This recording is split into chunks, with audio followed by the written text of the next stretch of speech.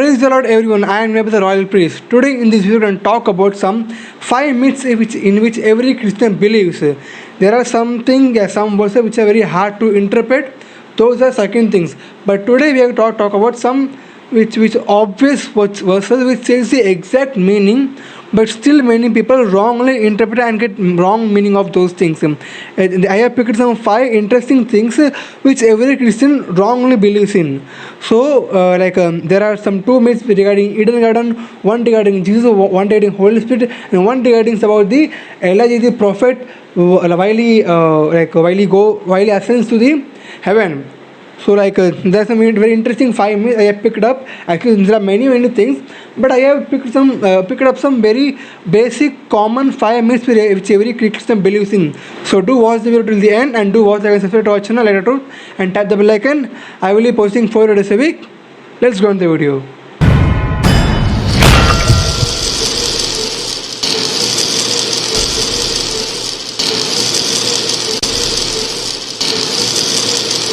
So we will start from the 2 myths regarding Eden Garden.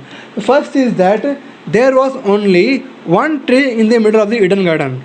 Almost everyone preaches that there was only one tree in the middle of the Eden Garden, and there only one tree is there. But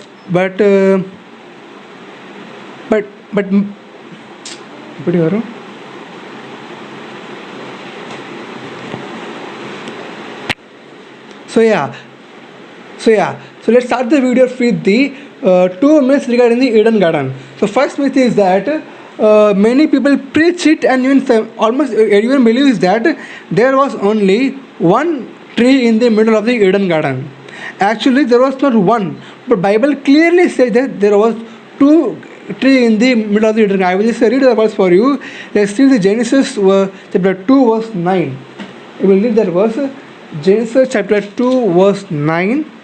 That verse says that, and out of the ground made the Lord God to grow every tree that is pleasant in the sight and good for food, and tree of life of the midst of the garden, and the tree of life also in the midst of the garden, and the tree of knowledge of good and evil. I will read that phrase once again for you.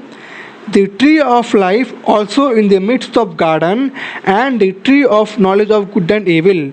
The Bible clearly says that there was 2 trees. One is a tree of life, and another is a tree of knowledge of good and evil. Bible says that there were 2 trees in the middle of garden, which was forbidden by God to eat those fruits. But many people preach that there was only one tree in the middle of the Eden Garden. But this verse clearly says that there were 2 trees in the middle of the Eden Garden. So this was the first myth that every Christian commonly believes. And now second myth is that it's regarding the Eden Garden itself. It's that the garden name was Eden. Actually, that garden name was never Eden Garden.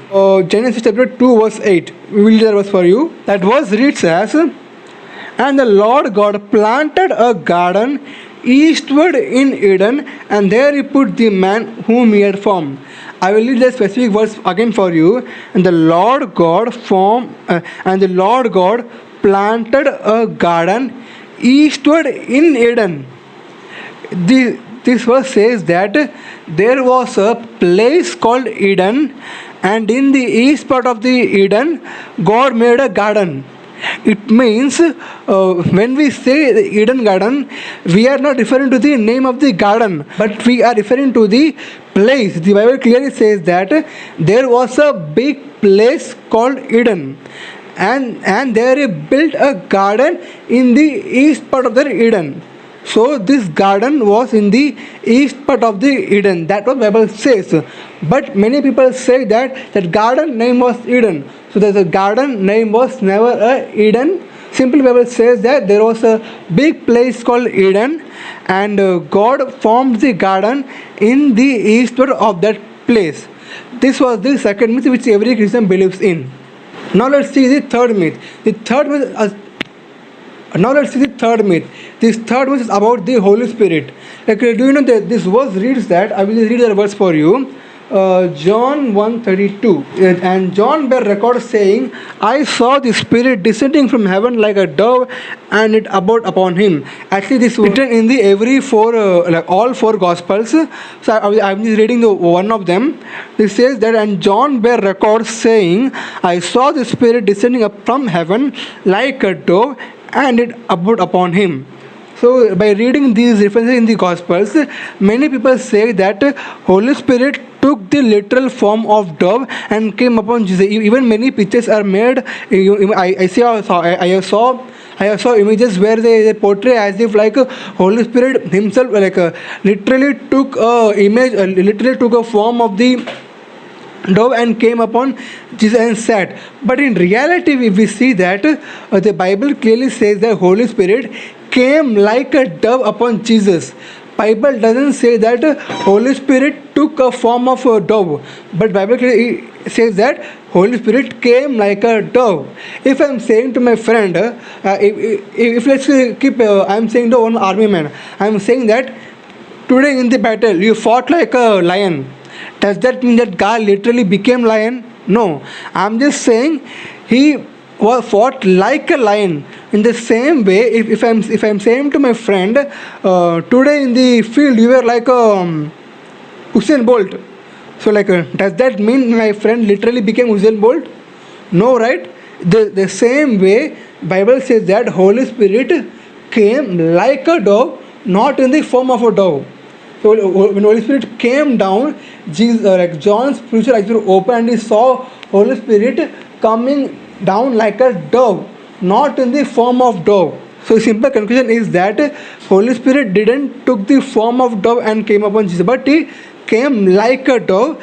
That's it. Gospel says Holy Spirit never took a form of dove. This was the third myth which the Christian believes. And fourth myth is very critical.